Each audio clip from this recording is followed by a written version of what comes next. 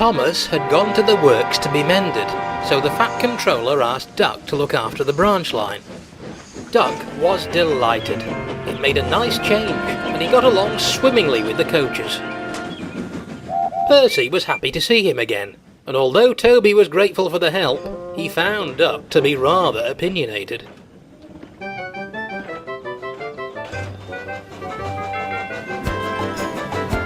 One morning, Toby was bringing trucks from the quarry. Bertie was approaching the road crossing, but to Toby's horror, he wasn't slowing down. The brakes came on, and both engine and bus shut their eyes.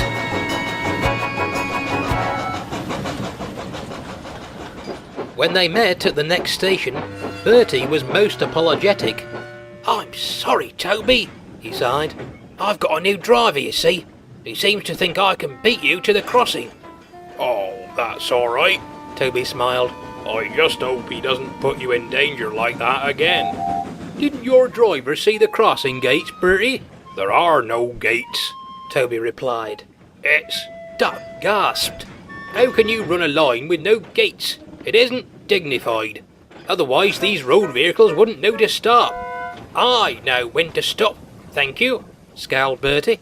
"It's for your safety as well as ours, Bertie," replied Duck. "Accidents cause problems for all of us. The Fat Controller needs to put up gates at once. I'm surprised you haven't asked him to already."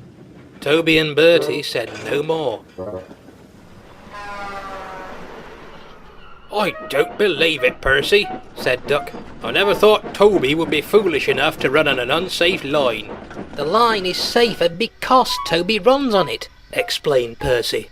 "His cow catchers and side plates work wonders. You needn't worry, Duck. If the Fat Controller thought gates were needed, he'd have put them up ages ago." Duck was unconvinced. They were needed, in his opinion.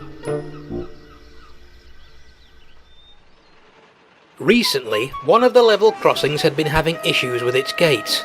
Sometimes they worked as intended, others they stuck, no matter how hard the signalman pulled the lever.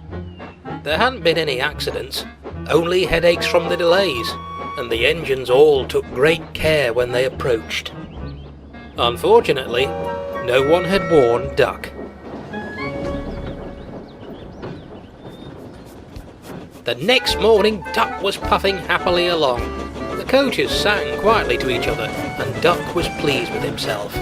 He passed a level crossing, its gates keeping traffic at bay. "Now that's the way," he thought, "just like a proper railway."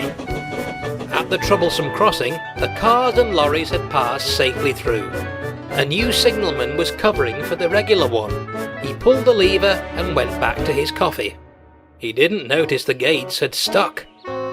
Duck soon approached the gates, but he didn't worry. They'll open, he smiled.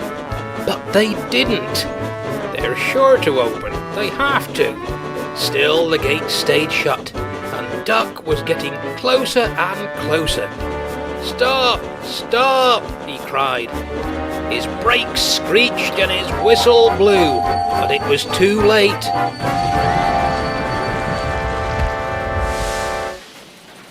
Duck sat on the crossing, remnants of the gate clinging to his front. "Oh dear," he blushed.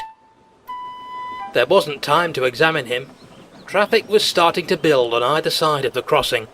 Percy had to pull him to the next station. When they arrived, Toby and Bertie were there. "Toby?" asked Bertie innocently. "Who's that?"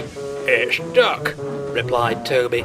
"though it seems he can't decide between pulling a train and being a crossing guard."